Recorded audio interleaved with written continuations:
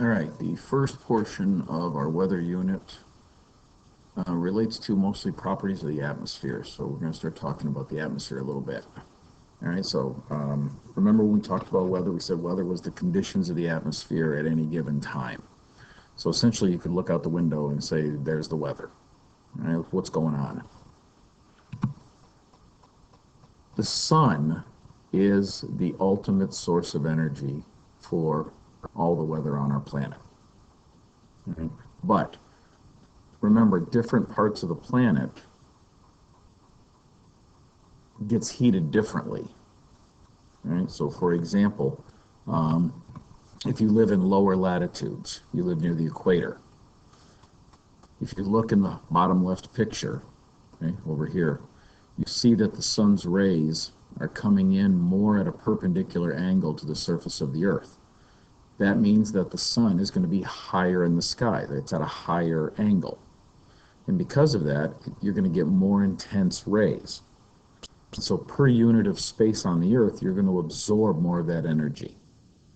All right? So that's why our equator area is warmer all the time. Okay? As you move from the equator into the middle latitudes, the angle of the sun goes down. So the sun's rays are coming in at a lower angle. Lower angle of insolation, it's called, means that that energy has to be spread out over a larger area. And so it's not as intense until eventually we get up near the really higher latitudes, up toward the poles, and the sun is coming in at an even lower angle. And so again, that energy gets spread out over a very large area, and some of it gets reflected back into space and is lost. So our Earth is not being heated equally. Even though the same amount of energy is coming from the sun all the time, it's heating different parts of the planet differently. And that differential heating of the planet is really what creates the weather, what drives all the weather on our planet. All right, so you can see in this picture here, we've got the sun's rays coming from the left. The North Pole is tipped away. It's in darkness, so this would be the winter solstice, right? And if you look down here from the equator to the Tropic of Capricorn, we've got the sun coming in at a very high angle. This is, in fact, right here at the Tropic of Capricorn, the sun is directly overhead, 90 degrees. But as we move away, notice that angle with the Earth's surface gets lower and lower and lower until eventually up here, it's basically pretty much on the horizon. All right? It's this high angle right here where a lot of the energy is absorbed. All right? All right, so we're going to be focusing on the troposphere for the most part, right? The layer of the atmosphere that's closest to the Earth. That's where weather takes place. Right? If you remember correctly, the troposphere, the air we breathe, is composed of 78% nitrogen, 21% oxygen. Okay, so this right here, the purple, light purple, and the dark purple here, that's basically 99% of the air we breathe, nitrogen and oxygen. Okay? The other 1% are things like carbon dioxide, water vapor, methane. Oh, and by the way, those three things play a very important role in our atmosphere. Those are our three main greenhouse gases, if you remember correctly. Carbon dioxide, water vapor, and methane. Those are our three main greenhouse gases. And then we have other things, trace amounts of argon, helium, hydrogen, ozone. Yes, there is an ozone layer in the stratosphere, which is good for us because it protects us from the sun's rays.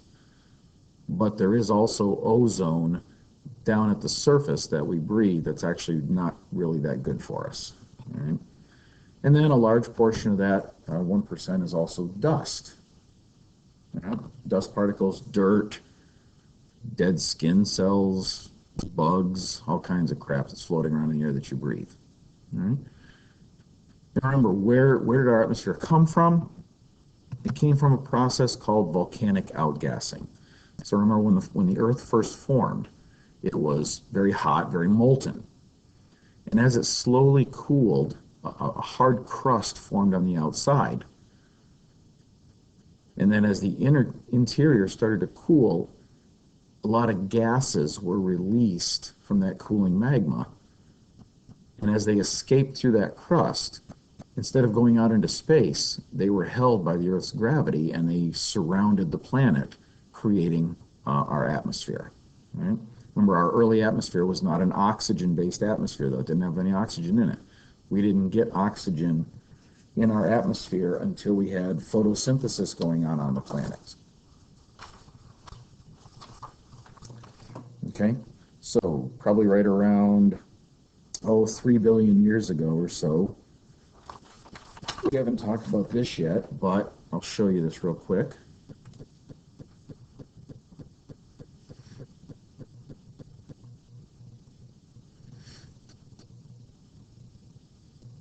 All right, so page 8, we haven't talked about this yet, but page 8, if you look over here, we've got oceanic oxygen being produced by cyanobacteria. That's photosynthesis. So right around 3 billion years ago, oxygen started entering the atmosphere. And then around 2 billion years ago, it actually started to enter our atmosphere and produce the atmosphere that we currently have. Okay. All right. This is out of your reference table.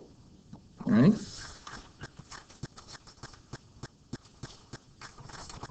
Okay, page 14. What we have here, remember, we have sea level across the bottom here. This is sea level. And then we have an altitude chart here. On the right, we have miles. So we have 5, 10, 15, 20, 25, et cetera, et cetera. And over here on the left, we have kilometers. So 10, 20, 30, 40, 50, et cetera. Then we have three things that we're measuring. Okay? We have temperature here, pressure here, and water vapor here. All right? So let's just start at the water vapor, work our way back. So this is in grams per meter cubed of air. At sea level, we're up, between 25 and 40, depending on how you read this chart. It looks like it maybe even be all the way to 40 here. We're around 25 to 40 grams per meter cubed of water vapor in the air. And then as we go up in altitude, notice our line is going backwards. So we're getting less and less. So by the time we're at the tropopause, we're down here around 2 or 3 grams of water vapor per meter cubed. And then essentially right here, we get up around, what is that, around 20 kilometers high, there's nothing left. Okay? So this is why all the weather we have takes place in the troposphere, because this is where the water vapor is. All right? Over here, the pressure, atmospheric pressure, barometric pressure. At sea level, we are at 1 atmosphere of pressure. Okay? And then as we go up, the line goes down, goes backwards, until eventually at the tropopause, look where we are. We're down here at this tick mark right here, and if we figure out the scale, this is a quarter of an atmosphere, 0.25 atmospheres. And then as we go up, it continues to drop, until essentially, we're essentially zero by the time we get to the stratopause. There's basically no air pressure left because there's basically no air. Okay, yeah, there's still a tiny little bit, but it's insignificant. All right. If you look here, over in this chart, at the bottom, we're measuring temperature. All right, and we have 0 right here. Positive temperatures going to the right this way. Negative temperatures going to the left this way. And we can see at sea level, the Earth has an average temperature of about 15 degrees Celsius. As we go up, the line is going backwards. So we're dropping in temperature until we get to the tropopause, and now we're at negative 55. See that? So the temperature has gone down about 70 degrees from the surface to the tropopause. But then once we get into the stratosphere, temperature levels off and then starts to rise again. And it rises from negative 55 all the way to here, which is 0. Comes back up to 0 Celsius, the freezing point. It's still cold. It just increased from a very cold temperature up to 0. And then as it goes up again, you can see the temperature dropping again until we get to the mesopause, and we are at -90. And then the temperature continues to rise as we move out into outer space, individual molecules of air. Okay? All right. All right, some weather instruments, some basic instruments. All right. Thermometer measures temperature, barometer measures pressure, an anemometer measures wind speed, a wind vane measures wind direction, and a psychrometer measures relative humidity and dew point. Remember, relative humidity and dew point are indicators of the amount of moisture that's in the air. Okay, and we'll talk about that in more detail after. All right, 3 different methods of energy transfer. Conduction, think contact, touch. All right, there's got to be actual touch. All right, transfer of heat by the collision of molecules. Motion, kinetic energy, creates heat or energy. And when those molecules bang into each other, they transfer that heat from one molecule to the next. Okay? Conduction occurs best in solids. All right? In a solid, the molecules are very close together. The substance is dense. And so it's very easy for the molecules to run into each other and transfer that energy. It's like I said, if you had a hot cup of coffee and you put a metal spoon in it and stir the coffee up and leave the spoon in the cup for a couple minutes and then come back and grab the handle of that spoon, it's probably going to be a little warmer because the energy from that coffee was transferred up through the spoon until eventually it got up to the handle. All right, convection, think circulation. Okay? Motion in a fluid. Okay? Fluid can be air or liquid. All right? This occurs because there's density differences. Things that are hotter tend to be less dense. They're lighter, and so they rise. And when they rise, they cool down. As they cool, they become heavier, more dense, and then they start to sink again, and the process continues over and over and over again, and you get this circulation going on. All right? And then finally, we have radiation. Okay? Radiation is waves, energy moving in waves. All right? Think about the sun. Right? This is how the sun's energy gets to Earth. Okay? Radiation. In fact, we call it incoming solar radiation or insolation. All right? The energy from the sun moves through the vacuum of space. It can also move through air. Heat can also move through air in waves. If you ever stood in front of a fireplace and you can feel the heat hitting you, that's radiation. Okay? All right, specific heat. We're not going to talk a lot about specific heat. Basically, what you need to know about specific heat, and you can see the chart down here at the bottom, right there. Okay. What you need to know about specific heat is that the higher the specific heat, the harder it is to heat the substance up. Okay? So liquid water being at 4.18 joules per gram times degree Celsius, that means if you have 1 gram of liquid water and you want to raise its temperature 1 degree Celsius, you have to add 4.18 joules. And notice it's the highest number of any of the materials on the chart. All right? Liquid water takes a lot of energy to heat it up. You put a pot of water on the stove to make some pasta, and it's going to take a long time to boil that water, right? Because water doesn't absorb energy very fast.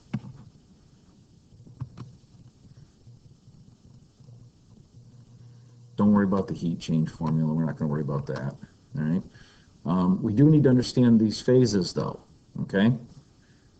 Don't even necessarily remember it's called latent heat, but you need to know how much energy you need to add in order to melt, freeze, vaporize, or condense water vapor. All right? And you can see that that's either 334 joules for every gram you have or 2,260 joules for every gram you have. Okay? Pay attention to the fact that melting and vaporization involve gaining energy. The water has to gain energy. And if you want to freeze the water or condense the water vapor, it has to release energy, has to give up that amount of energy. We talked a little bit about the phase change graph. Don't worry so much about this too much. But basically it's showing as you add energy, Okay, the temperature goes up until you change phases, and then there's no change in temperature.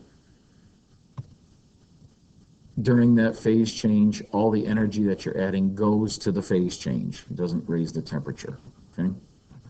So we have those four processes. If we're going to the right, we have melting and vaporization because we're adding energy. If we go to the left, we have condensation and freezing because we're taking away energy. Don't worry about what they're called. The numbers we just talked about, what they were. Those are right off the reference table, front page. Don't worry so much about this. Don't worry about what percentage. How the atmosphere is heated. Okay, we do need to kind of understand how the atmosphere is heated. The atmosphere is heated indirectly. Okay? But the energy that does come in and hits the Earth is mostly shorter wave energy. It can penetrate the atmosphere and get absorbed by the Earth's surface. Okay? Once it gets absorbed, it changes into a long wave energy, heat, infrared, and that energy gets re-emitted by the Earth's surface, and then there's greenhouse gases, carbon dioxide, water vapor, and methane absorb that heat, and we get this convection going in the atmosphere, which heats up the atmosphere. So the sun heats the Earth heats the atmosphere. Okay? All right, so this is what we just talked about. Atmosphere is heated indirectly. Shortwave, ultraviolet energy comes in, gets absorbed by the Earth's surface. The Earth gives off longer wave, which is heat. Okay? The methane, the water vapor, the carbon dioxide, those trap and absorb the heat, and that's what heats up our atmosphere. Those are the greenhouse gases I told you about. All right, just here's another little example of what we're talking about. So we got shortwave coming in. This is why we call it the greenhouse effect, because this is how a greenhouse works. Okay, the glass can allow the shortwave to enter. The ground absorbs the shortwave. It turns into long wave. That long wave gets re-emitted. That heat, long wave, gets re-emitted by the Earth, and then it can't, most of it can't get through the glass, and so it gets trapped inside the building and circulates the heat inside the building, and that's why the inside could be 80 degrees and the outside might be 40 or 50 or 30 degrees.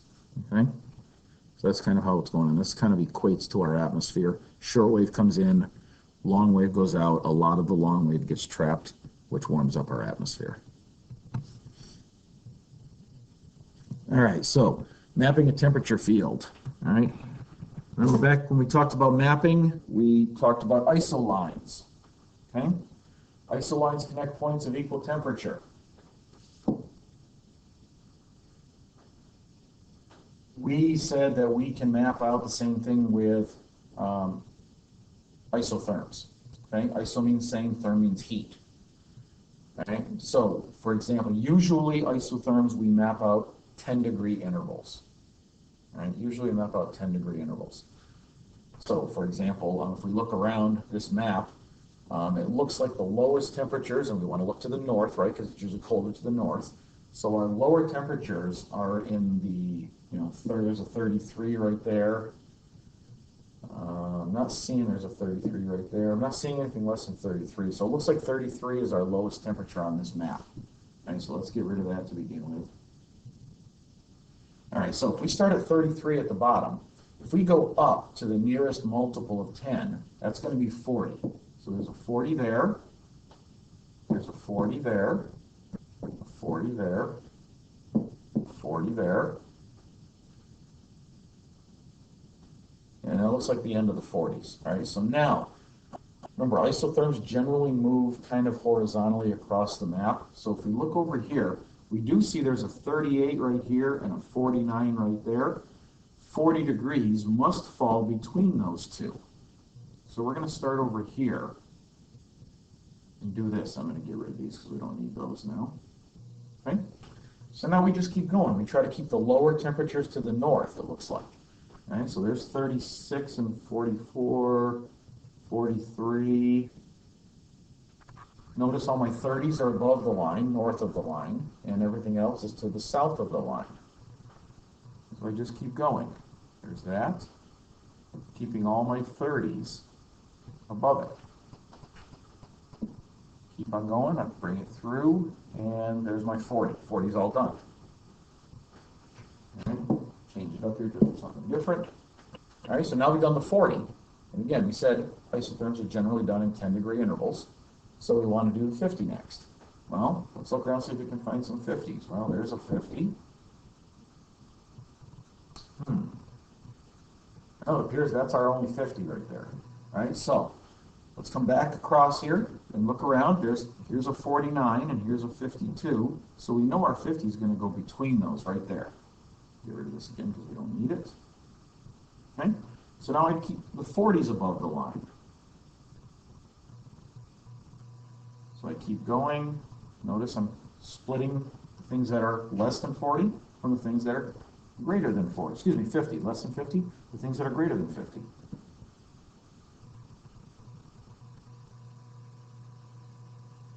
And there we go. There's our 50.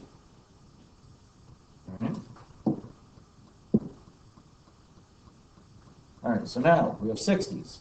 All right, so there's a 60, there's a 60. I'm not seeing any more 60s. Okay, so let's see, there's a 52.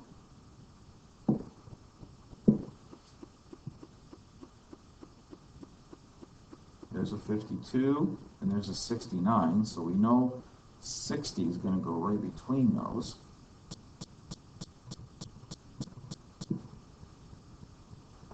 So now we keep the 50s above it.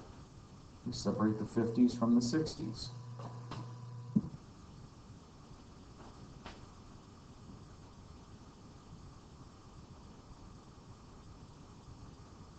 And there's our 61.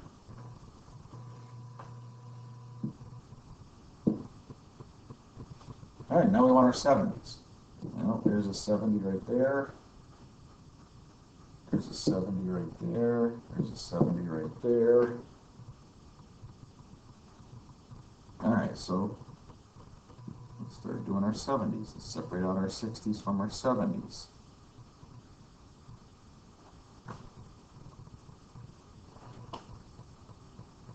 And there's our 70s.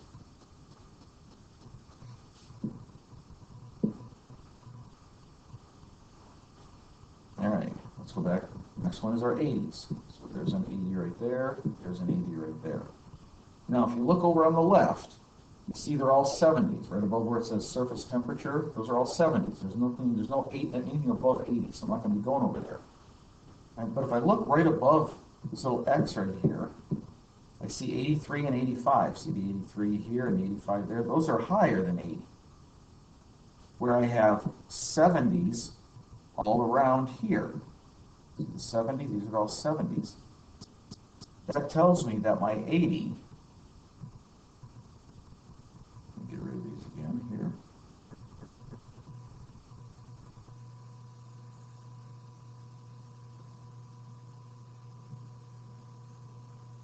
This tells me that my 80s are going to do something like this.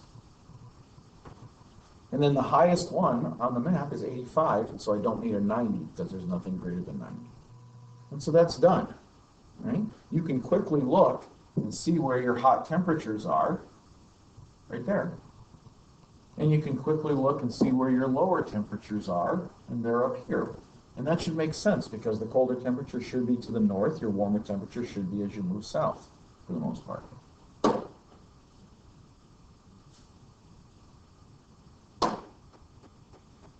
All right, let's get rid of this.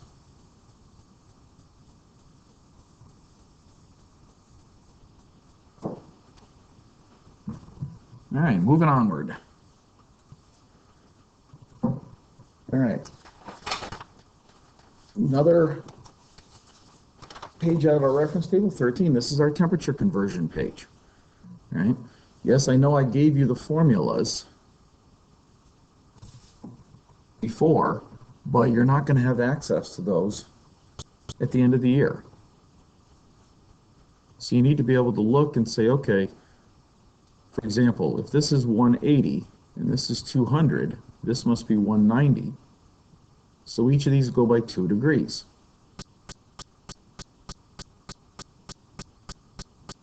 120, 122, 24, 26, 28, 30, 132, 34, 36, 38, 40. So we have 2-degree interval. Over here, if this is 50 and this is 60, that's 55. These are 1-degree intervals.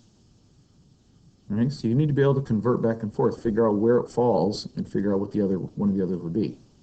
All right. All right, air pressure. Air pressure is the weight of air caused by gravity. Okay? The closer to the surface you are, the more air there is pushing down on you, and so we have higher air pressure near the surface.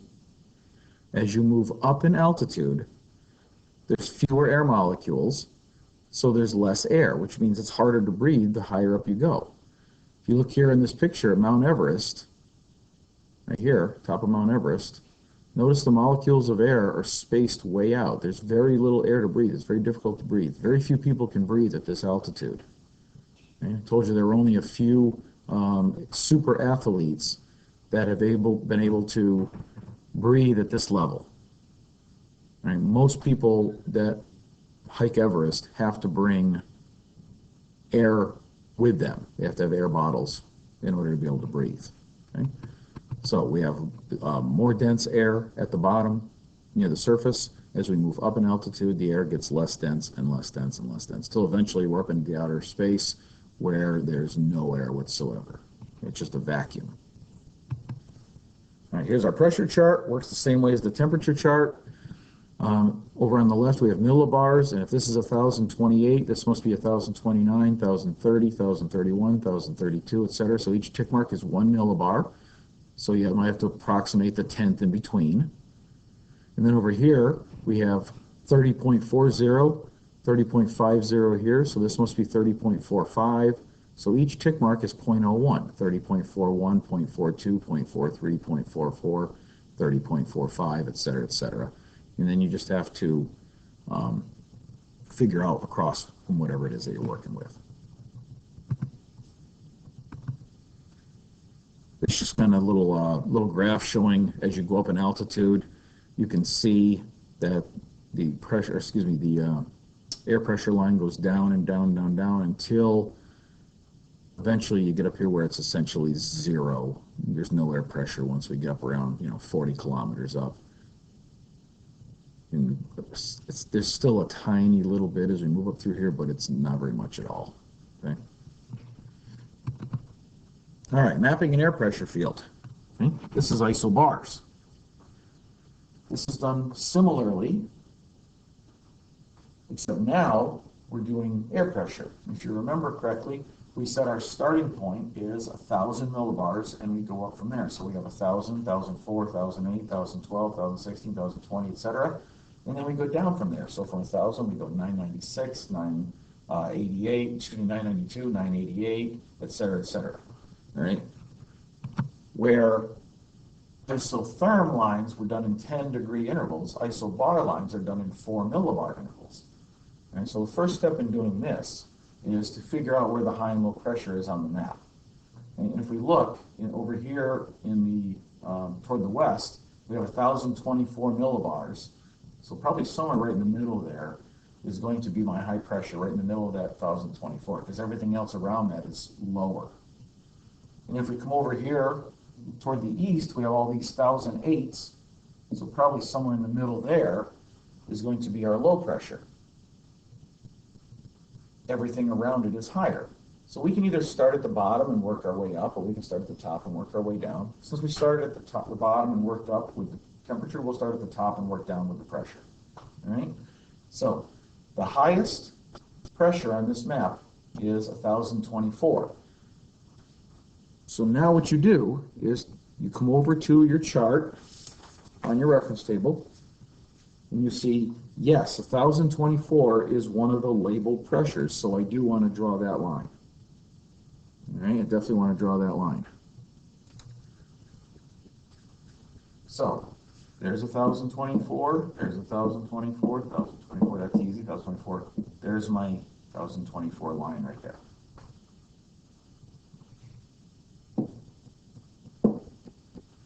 Now we said we go every 4. So 1,024 minus 4 is 1,020. I'm not going to X them all off. You can see them.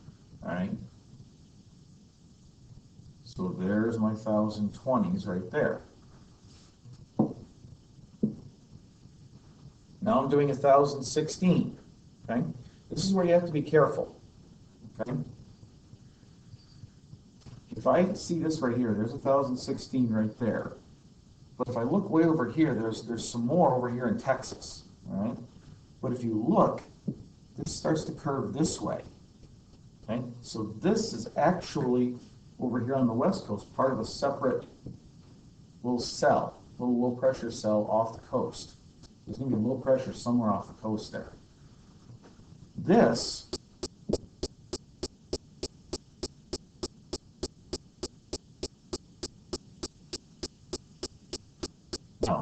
this probably actually does this. We went off the map, so I don't technically have to, but okay. Okay. West Coast is done. Now we're just going to continue to get smaller. So 1016 minus 4012. So here's my 1012.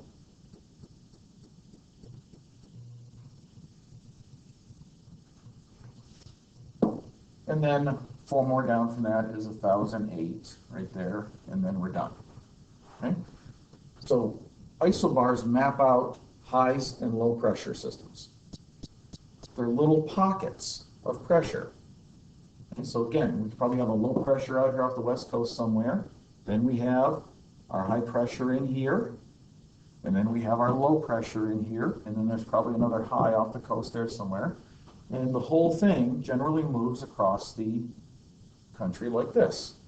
So weather always moves from west to east. So we can look back and see what kind of weather is over here. And that's going to be moving toward us over the next couple days. And then eventually what's following it. And that's how it works.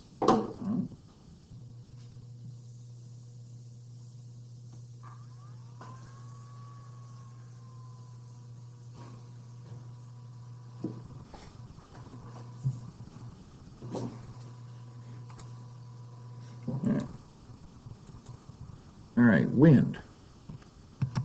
Wind is movement of air. All right. What causes wind? Because the earth is unevenly heated. All right. If you get an area that has more heat, you're going to create a low pressure area. If you area it's less heat, you're going to create a high pressure area. Okay. And why is the earth unevenly heated? Well, land versus water, all right? Poles versus equator, dark areas versus lighter areas, et cetera, okay? All right, local winds. Land heats faster than water during the day. Because of that, we end up with a warmer, less dense, low pressure area over the land, and therefore the air rises over the land. Relatively speaking, then, the air over the water must be cooler, more dense. It creates high pressure because the air is sinking. That creates what's called a convection current, and this happens to be what's called a sea breeze. If the air is moving off the water from high onto the land toward low, we get what's called a sea breeze. All right. At night, it's just the opposite. Right? Over the water, low pressure, warmer, less dense air. Over the land, high pressure, cooler, more dense. So it swaps, and now the air moves from land to water. It's still high to low. Notice the air is still moving from high to low. And now it moves from land over water. This we call a land breeze. All right. Again, winds always blow from regions of high pressure to regions of low pressure. If it weren't for the rotation of the Earth, it would just be a direct motion. But because of Earth's rotation, it causes those winds to appear to curve. Right? That curvature of the winds is called the Coriolis effect. Right? The winds appear to curve to the right in the northern hemisphere, left in the southern hemisphere. So we end up with this. Air from a high is moving out away from the high, and it's moving clockwise. Air in the low is moving toward the low, and it's moving counterclockwise. And you need to have those two things straight. All right? And this is where that comes from. Air moving out, curving to the right, that gives us a clockwise rotation. Low pressure, we have air moving in, still curves to the right, but directly around the low, if you look at where the red arrows move, that makes a counterclockwise rotation. Okay? We call those cyclones and anticyclones. You don't really know the name of those. High pressure and low pressure is fine. All right? So let's look at it three-dimensionally now. Air moves out away from a high in toward the low. It sinks where the high is because when the air separates away from that high, it creates a vacuum, so the air kind of sinks from below, or from above, excuse me. The low pressure, the air comes together. There's only one place it can go is up, and then we can complete the circuit, and we get a bunch of convection cells. All right? So the thing to keep straight is in low pressure, we have counterclockwise, inward, rising air, which creates warm, wet conditions. And for high pressure, we have clockwise, outward, and sinking air, which creates cool and dry conditions. All right, this is a picture from our reference table. We've already looked at this one time. It just shows the winds. You can see we've got wet conditions because the air is rising, dry conditions because the air is sinking. You can see the curvature caused by the rotation, okay, to the right, to the right, to the right in the north, to the left, to the left, to the left in the south. All right, moisture in the atmosphere. Humidity is the amount of water vapor in the air, and the amount of water vapor that the air can hold is determined by how hot it is. The hotter it is, the more water vapor it can hold. If it's holding as much as it can at that temperature, we say the air is completely saturated with water vapor. Relative humidity is a ratio. It's how much is there in the air compared to how much it can. So if it can hold 10 grams, but it's only holding 5, that's 50%. All right? If you heat up the air, you can hold more moisture, and so you're going to reduce the relative humidity.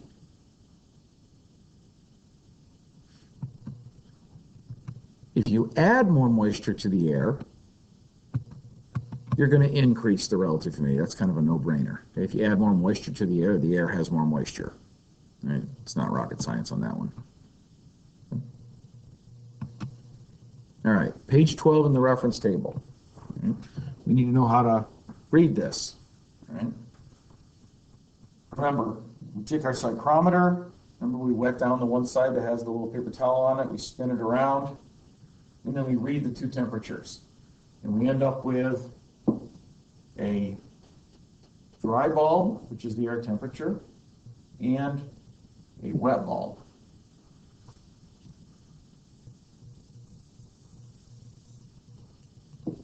We take the dry bulb and just read down the left. So let's say the dry bulb where the air temperature is 10 degrees.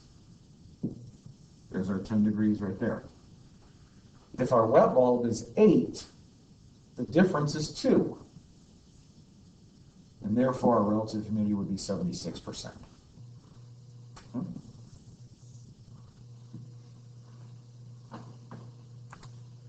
right, dew point. Dew point is that air temperature that you have to cool it down to in order to saturate the air. Okay? Essentially, if you have dry air, it's going to be less saturated. If you have humid air, it's going to be more saturated. If the air is completely saturated, the temperature difference between those two thermometers is nothing. All right. All right, so again, it works the same way. Dew point. Let's say we have a dry bulb air temperature of 10 degrees, and if we have a wet bulb of 8, the difference is 2. That means the dew point is 6. What that means is that's the temperature we would have to cool the air down to in order to saturate it. In other words, in order to create precipitation.